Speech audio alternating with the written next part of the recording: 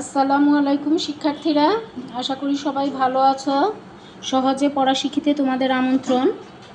আজকে আমরা আবু বকর সিদ্দিক রচিত লখার 21 গল্পটির বহুনির্বাচনীয় সৃজনশীল পড়ব।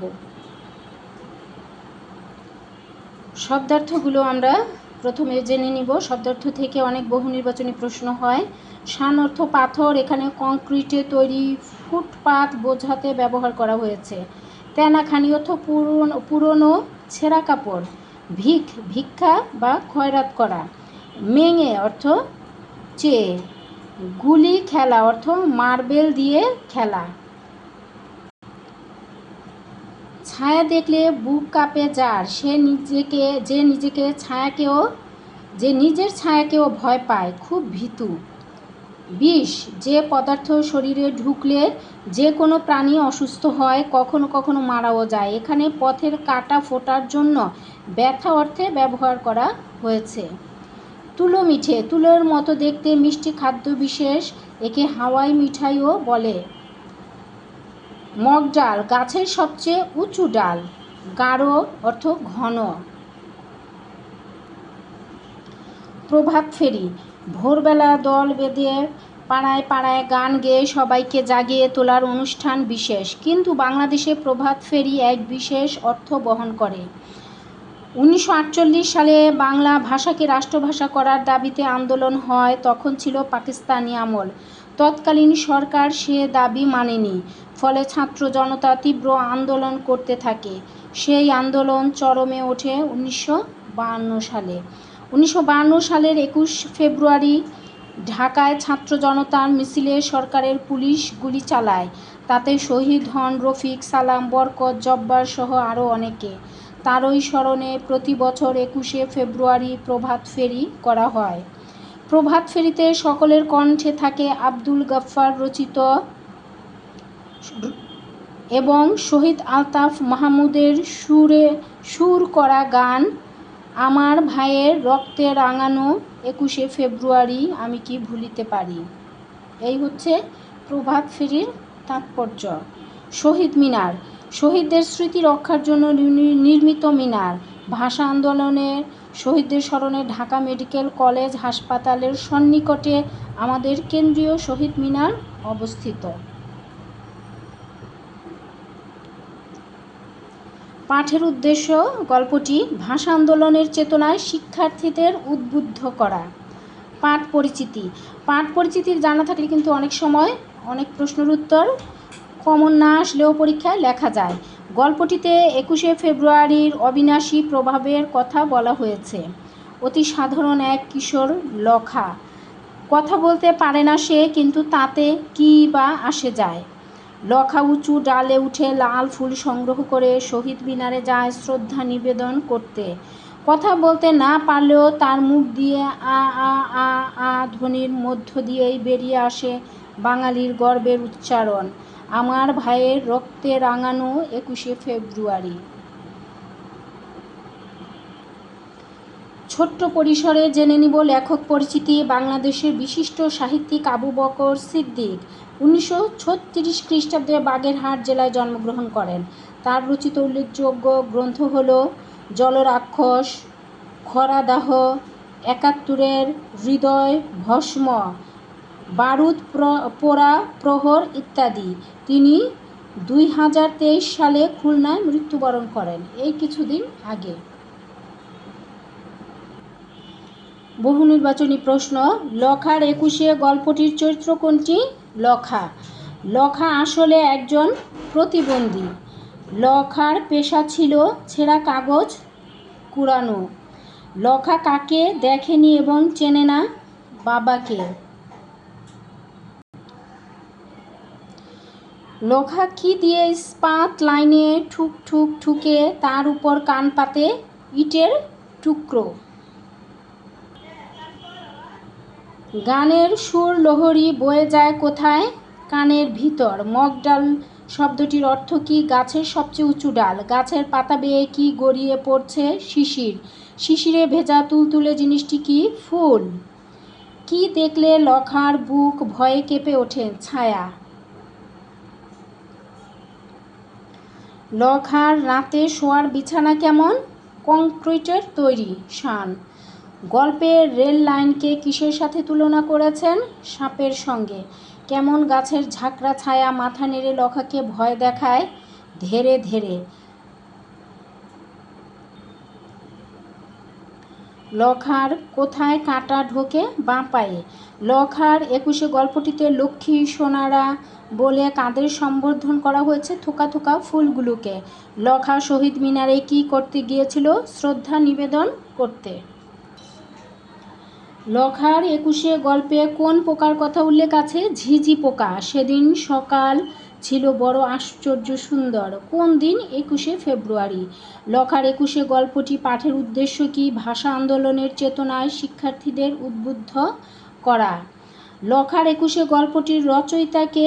আবু বকর সিদ্দিক। নমুনা সৃজনশীল প্রশ্ন। সৃজনশীল প্রশ্ন কিন্তু হুবহু আসে না, তারপরে তোমরা যদি প্র্যাকটিস করো, অনুশীলন করো, তোমরা ইনশাল্লাহ অবশ্যই সঠিক সুন্দরভাবে সৃজনশীল প্রশ্নের উত্তর করতে পারবে। আগে আমরা উদ্দীপকটি পড়ে নেই। দাদুর কাছে 21 ফেব্রুয়ারির ভাষা শহীদদের গল্প শুনে 7 বছরের ছোট অন্তু প্রভাত ফেরিতে যাবে বায়না ধরেছে। প্রভাত ফেরির গান শিখেছে। শহীদ মিনারে দিবে বলে ছাদে ফুলের গাছ লাগিয়েছে। শুধু তাই নয়, কখন সকাল হবে এই ভেবে সারা রাত জেগে কাটিয়েছে। এটা হচ্ছে আমাদের উদ্দীপক। এখন দেখি আমাদের এই আলোকে কি কি প্রশ্ন আছে এখানে। এখানে এই যে প্রশ্নের যে উত্তরের মান বন্টন নম্বর, সেটা কিন্তু এই যে লিখে দিয়েছি। আচ্ছা, লখার বিছানা কেমন? লখার বিছানা হচ্ছে ফুটপাতের কঠিন শান। লখার দিন কাটে কিভাবে? প্রশ্ন ব্যাখ্যা করো। কিশোর লখার দিন কাটে গুলি খেলে ও কাগজ কুড়িয়ে। লখাকে যত্ন নেওয়ার কেউ নেই, বাবাকে সে দেখেনি, আর মা সারাদিন ভিক্ষা করে। তাই লখার দিন কাটে গুলি খেলে, ছেঁড়া কাগজ কুড়িয়ে, বন্ধুদের সাথে মারামারি করে, আর খাবারের দোকানে এঁটো পাতা চেটে। গ নম্বর প্রশ্ন, উদ্দীপকের অন্তুর সাথে লখার 21 গল্পের কার সাদৃশ্য রয়েছে?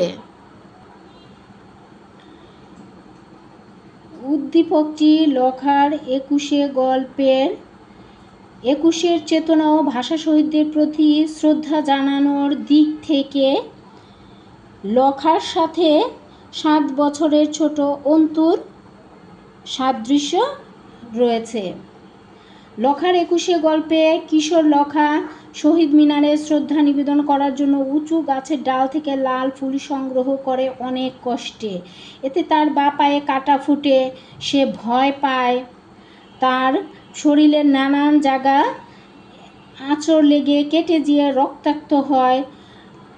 মহান 21 ফেব্রুয়ারির গুরুত্বের কথা অনুভব করেই সে হাসি মুখে ত্যাগ স্বীকার করেছে এবং শহীদের শ্রদ্ধা নিবেদন করেছে।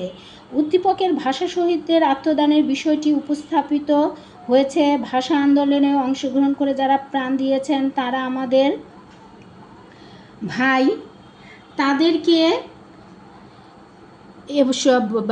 শ্রদ্ধা জানানোর জন্য ছোট 7 বছরের অন্তু দাদুর কাছে প্রভাত ফেরিতে যাবার বায়না ধরে। সেখানে যাবে, প্রভাত ফেরির গান শিখে, আমার ভাইয়ের রক্তে রাঙানো 21 ফেব্রুয়ারি।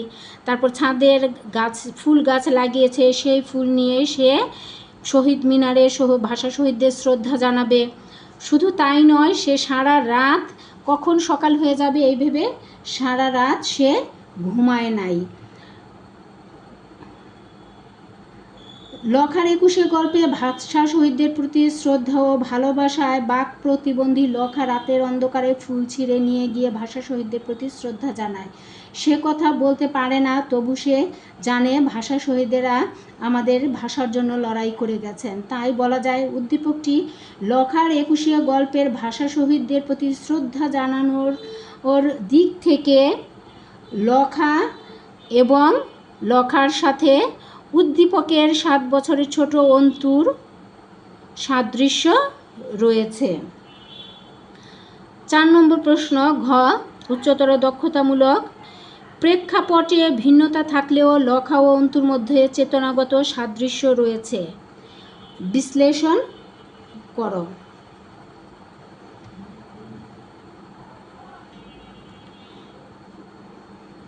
উদ্দীপকে ভাষা শহীদদের আত্মদানের বিষয়টি উপস্থাপিত হয়েছে। দুজনের মাতৃভাষার প্রতি আন্তরিকতা থাকার বলা যায় প্রেক্ষাপট ভিন্নতা থাকলেও লখা ও অন্তুর মধ্যে চেতনাগত সাদৃশ্য রয়েছে, মন্তব্যটি যথার্থ।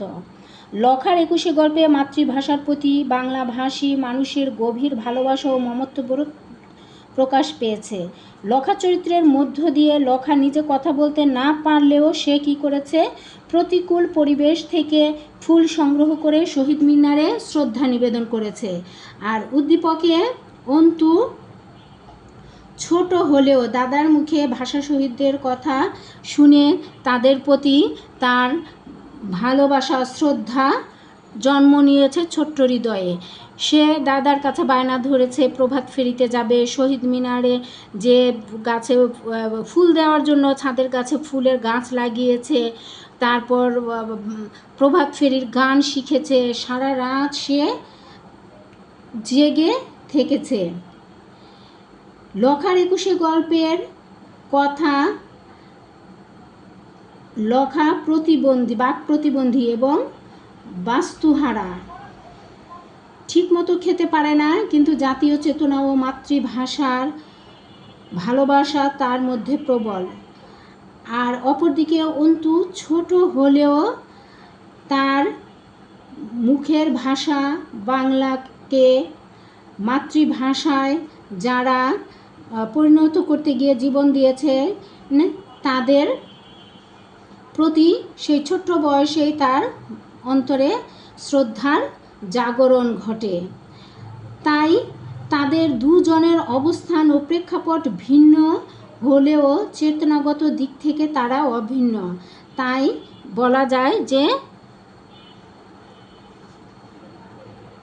প্রেক্ষাপট ভিন্নতা থাকলেও লখা ও অন্তুর মধ্যে চেতনাগত সাদৃশ্য রয়েছে, মন্তব্যটি যথার্থ। শেষ হলো আমাদের আজকের প্রথম একটা সৃজনশীল নমুনা প্রশ্ন। এরপরে আমরা আরও একটা নমুনা প্রশ্ন আলোচনা করছি।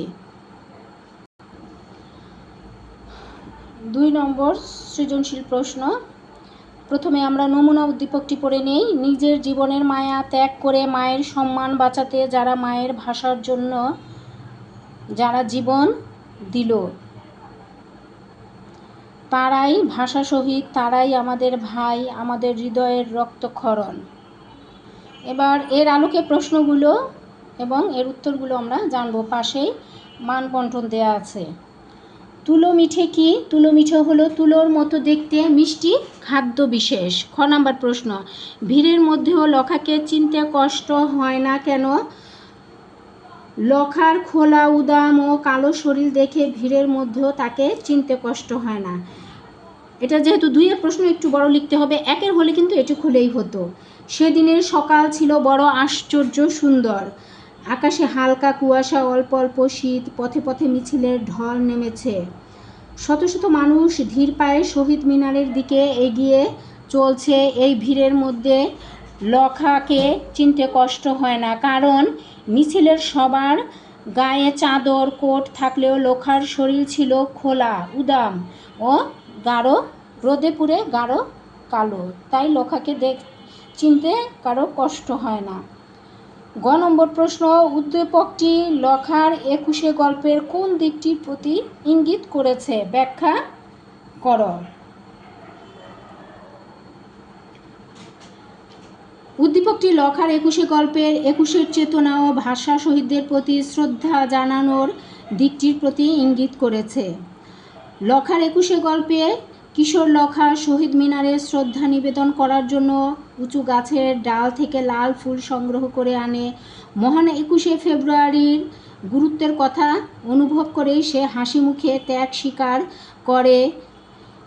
শুধু ত্যাগ নয়, সে যে ছেলে নিজের ছায়া দেখলে ভয় পায়, সে একবারে খুব ভোরবেলা উঠে একা একা দূরে অনেক জায়গা পথ পাড়ি দিয়ে দূরে বিরাট এক বড় গাছের থেকে ফুল সংগ্রহ করে। এতে সে ভয় পায়। তারপর বা পায়ে কাটা ফুটে, গায়ে অনেক জায়গায় কাটার আঁচড় লেগে রক্তাক্ত হয়ে যায়। এসব ত্যাগ স্বীকার করে সে শুধু ভাষা শহীদদের শ্রদ্ধা নিবেদনের জন্য। উদ্দীপকে ভাষা শহীদদের আত্মদানের দিকটি উপস্থাপিত হয়েছে। ভাষা আন্দোলনে অংশগ্রহণ করে যারা প্রাণ দিয়েছে তারা আমাদের ভাই। সেই ভাষা যারা শত্রুদের কাছ থেকে রক্ষা করেছে, উদ্দীপকে তাদের প্রতি শ্রদ্ধা নিবেদন করা হয়েছে। তাদেরকে আমাদের হৃদয়ের রক্তক্ষরণ বলে তাদের শ্রদ্ধা দেখানো হয়েছে। লখার 21-এর গল্পে ভাষা শহীদদের প্রতি শ্রদ্ধা ও ভালোবাসায় বাক প্রতিবন্ধী লখা রাতের অন্ধকারে ফুল ছিঁড়ে নিয়ে গিয়ে ভাষা শহীদদের প্রতি শ্রদ্ধা জানায়।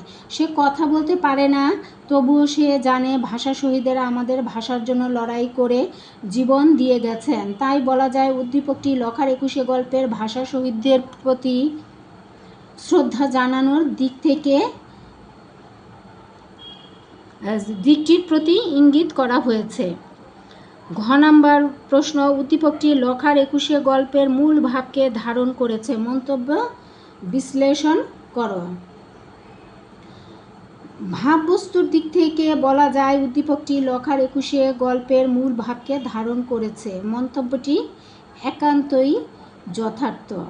লখার 21 গল্পে দেখা যায় লখা মাতৃভাষার প্রতি গভীর ভালোবাসা অনুভব করেছে।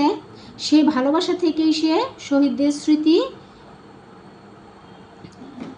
রক্ষার জন্য নির্মিত শহীদ মিনারে ফুল দিয়েছে। আর উদ্দীপকে ভাষা শহীদদের প্রতি শ্রদ্ধা নিবেদন করা হয়েছে। আমাদের ভাষা মায়ের ভাষা, সেই ভাষা জন্য যারা প্রাণ দিয়েছে তাদেরকে আমরা ভাষা শহীদ বলে অভিষিক্ত করেছি। তারা আমাদের ভাই এবং তারাই আমাদের হৃদয়ের রক্তক্ষরণ। লখার 21 গল্পে লখা জন্ম থেকেই বোবা, সে কথা বলতে পারে না। তারপরেও তার ভিতরে যে ভাষা শহীদদের সম্মানে যে চেতনার জন্ম হয়েছে তা আমাদের মতো সাধারণ মানুষের মধ্যে অনেকেরই নেই। উদ্দীপকে ভাষা শহীদদের ত্যাগ ও তাদের প্রতি শ্রদ্ধা জানানোর দিকটি ফুটে উঠেছে। লখার 21 গল্পে লখার মাঝেও ভাষা শহীদদের ত্যাগের প্রতি শ্রদ্ধার বিষয়টি দেখা যায়। সে জানে ভাষার জন্য যারা জীবন দিয়েছে তারা আমাদের গর্ব, আমাদের অহংকার। তারা সে সময় প্রাণ দিয়েছিলেন বলেই আমরা আজ বাংলা ভাষায় কথা বলতে পারছি। লখা এই বিষয়গুলো অনুভব করেছিল বলেই সে শহীদ মিনারে শহীদদের প্রতি শ্রদ্ধা নিবেদন করতে যায়, নিজে অনেক কষ্ট সহ্য করে। তাই বলা যায় উদ্দীপকটি লখার 21 গল্পের মূল ভাবকে ধারণ করেছে। মন্তব্যটি কিন্তু যথার্থ। শেষ হলো আমাদের আজকের লখার 21 সৃজনশীল ও বহুনির্বাচনী প্রশ্নোত্তর পর্বের ক্লাস। সবাই ভালো থেকো। সবাই সহজে পড়া শিখিকে সাবস্ক্রাইব করো, বন্ধুদের মাঝে শেয়ার করো, লাইক দিও। আরেকটা কথা, সবাই গল্প হোক কবিতা হোক সেটা খুব ভালো করে বুঝে বুঝে পড়বে, তাহলেই কিন্তু সৃজনশীল প্রশ্নের উত্তর খুব সহজ হয়ে যাবে। ধন্যবাদ সবাইকে। আসসালামু আলাইকুম।